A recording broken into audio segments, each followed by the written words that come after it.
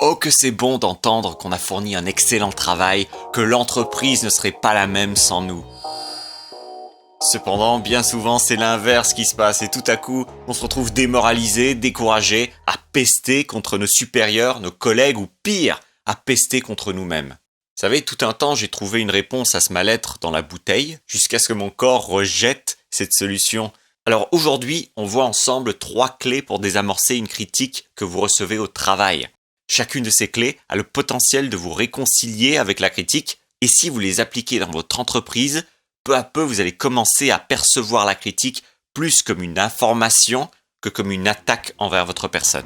Ça va vous élever au-delà de la négativité potentielle qui charge la critique. Prêt pour la liste ? C'est parti. Clé numéro 1. Adopter une attitude positive par défaut. J'entends par là que quand on est convaincu que les critiques qu'on nous fait au travail, ça part d'une intention constructive, elle est déjà un peu plus facile à entendre. Si vous êtes convaincu que toutes les critiques qui viendront dans votre direction, ça part d'une intention constructive, la critique sera plus facile à entendre. Parce qu'en fin de compte, votre supérieur désire améliorer le travail que vous fournissez en vous donnant telle ou telle recommandation.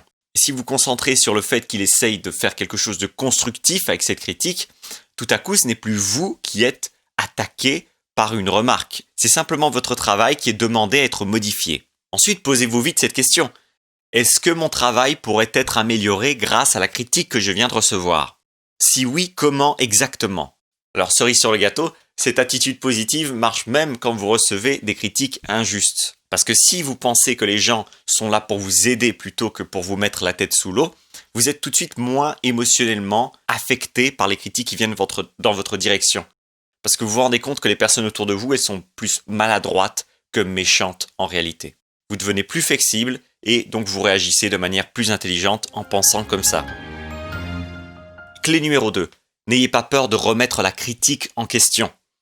Alors attention à ce que je vais dire ici, parce que remettre la critique en question, ça ne veut pas dire rejeter la critique. Remettre la critique en question, c'est demander à votre collègue ou supérieur des exemples précis de ce qu'il vous reproche pour que vous sachiez exactement où il veut en venir. Si votre supérieur ne sait pas vous fournir d'exemples précis, alors vous n'avez pas d'autre choix que de constater son incompétence à communiquer efficacement et de lui adresser un regard compatissant. Clé numéro 3. Demandez un temps d'ajustement. Recevoir une critique négative, ça veut dire fournir davantage de travail. C'est pourquoi c'est tout à votre avantage de demander un temps adéquat pour faire cet ajustement.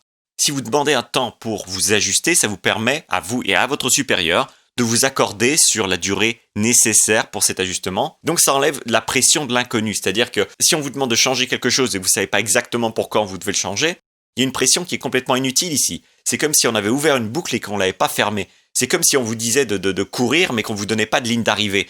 En plus, à vous, ça vous permet d'avoir un objectif précis auquel vous raccrochez. Et au final, ce genre de demande, ça vous affirme davantage comme un collaborateur qu'un esclave. Et vous commencez à communiquer cette aura de confiance en vous et devenez de plus en plus influent sur votre lieu de travail. Vous êtes de moins en moins cette personne à qui on fait des remarques parce qu'on n'a pas peur de lui faire des remarques, mais de plus en plus comme cette personne à qui on se dit, je veux lui faire la remarque, mais je ne vais pas non plus lui marcher sur les pieds en faisant cette critique parce que c'est quelqu'un qui se respecte. Et voilà pour la liste. D'ailleurs, si le sujet de la critique au travail vous intéresse, vous savez peut-être maintenant qu'il est abordé bien plus en profondeur dans la formation Riposte méthodique contre la critique au travail. C'est une formation qui aborde le sujet de la critique au travail et a été créée tout spécifiquement pour les employés qui désirent s'affirmer sur leur lieu de travail et obtenir le respect de leurs collègues et supérieurs. Profitez de l'offre de lancement, il n'y a plus qu'une poignée d'heures avant fermeture. Voilà, c'est tout pour ce contenu. On se voit bientôt dans une autre vidéo. En attendant, vous prenez soin de votre cerveau, j'en ferai de même, c'était Thierry Markovitch.